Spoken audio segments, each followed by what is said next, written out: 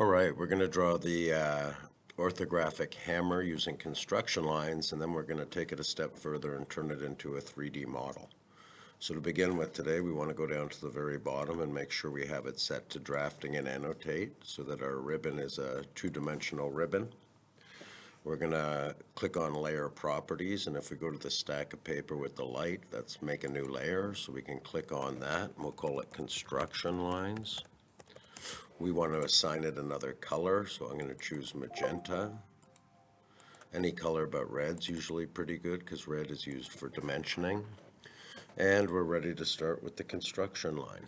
So our first one that we're going to do is we're going to draw a line, and it's going to go straight up and down, and it's 2.25. It is listed as 2.25 on the drawing page,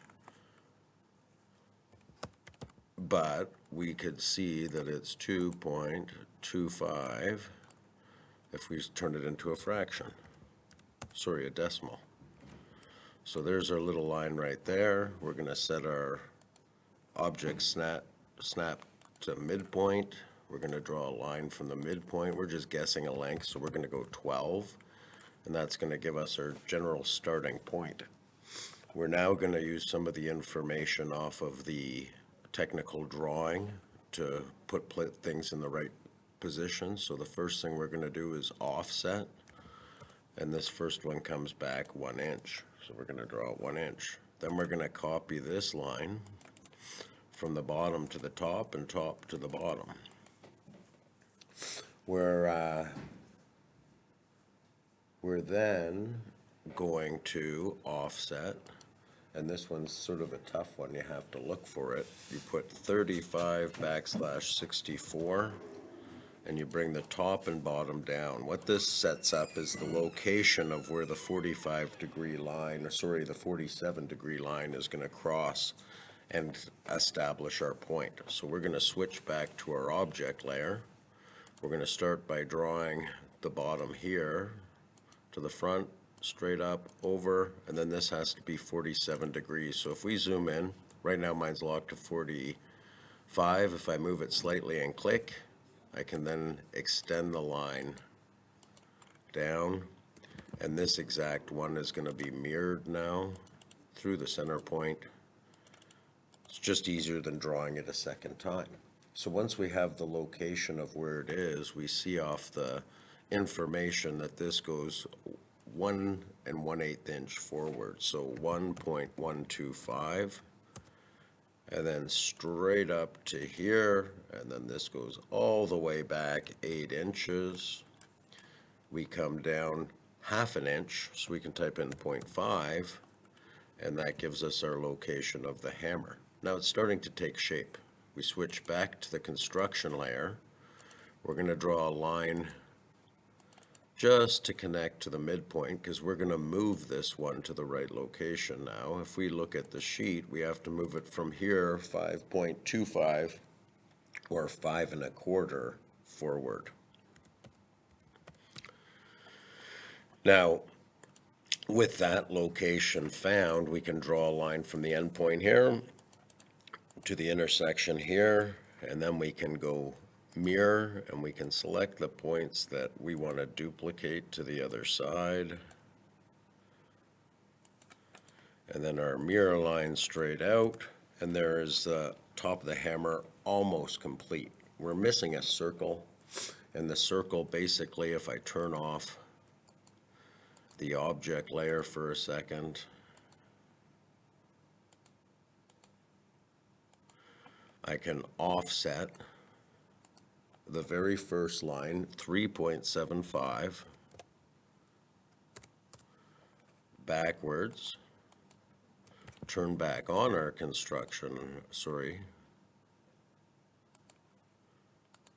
turn back on our object layer, and now make it current and draw our circle center radius from this location here, 0.75. There is the top view. So we need to set up the side view now. So we go back to our construction layer. We're going to draw a line down. It doesn't really matter how far. We're going to go down 5 units.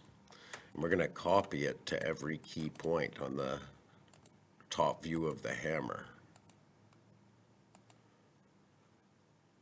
So that should cover our main points, and then we're going to draw a line that connects those. And just to keep it neat, we'll extend whatever lines aren't touching. Now, we're going to offset this 2.25 straight up, and that gives us the starting point for our hammer. So we're going to switch back to our object layer. We're going to draw the top line here. This one's got to come down on a 47-degree angle. So once again, if we zoom in, it's a little easier to snap to 47 and then extend that line out. Then we draw that line from here straight to the next point and straight up, so it snaps into our points pretty well. I'm going to use the mirror command to get these two into the right location. And then it's a matter of just drawing this line down.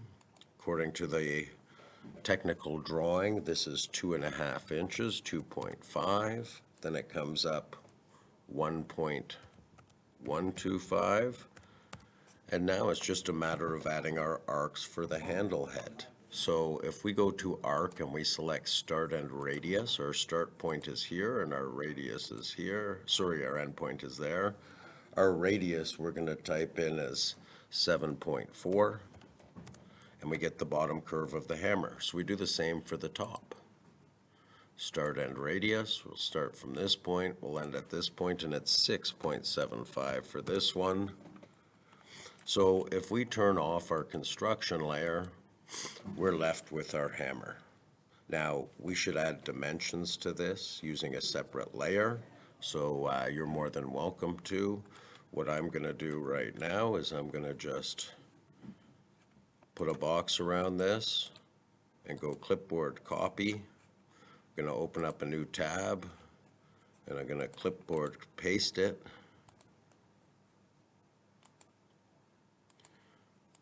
So that we can do our 3D on a separate page. So I'm going to switch this now to 3D modeling.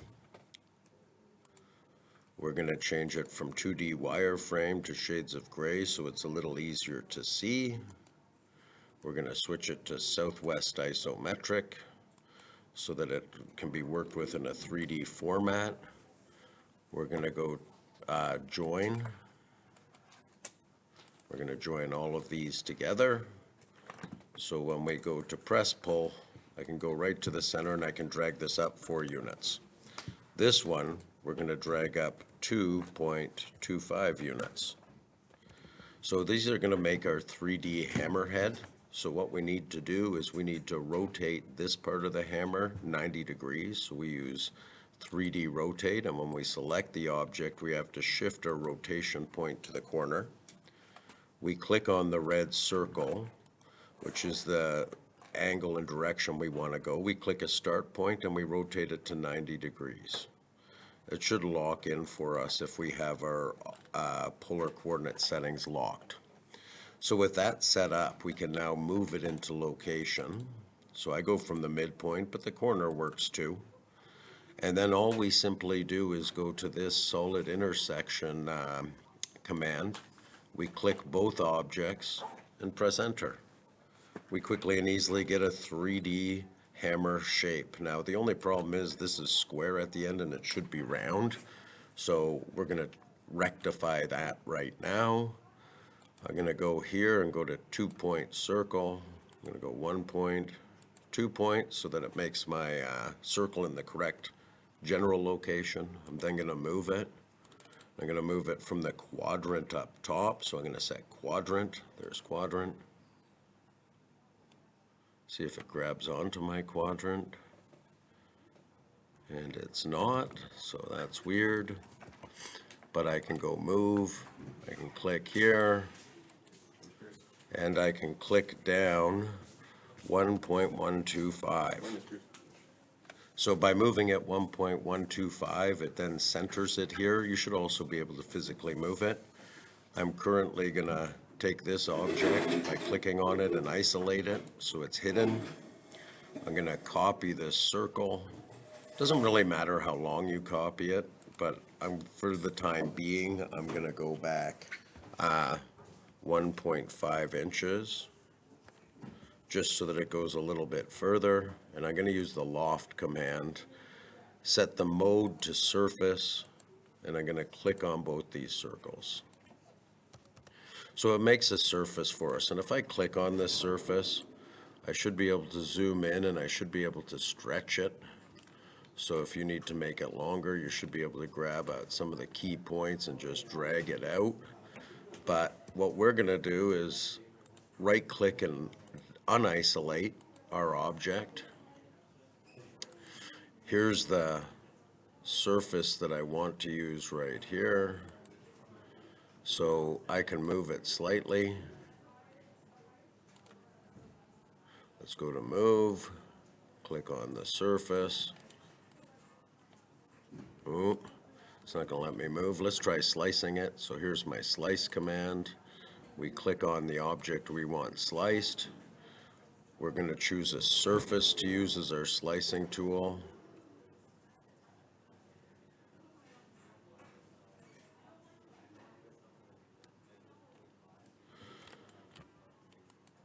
And there we go. So it makes the round part to our hammer by removing the slice. Give it a try. You can mess around with it. Becomes an object that can quickly be turned into a 3D one. And you should go back and dimension your hammer.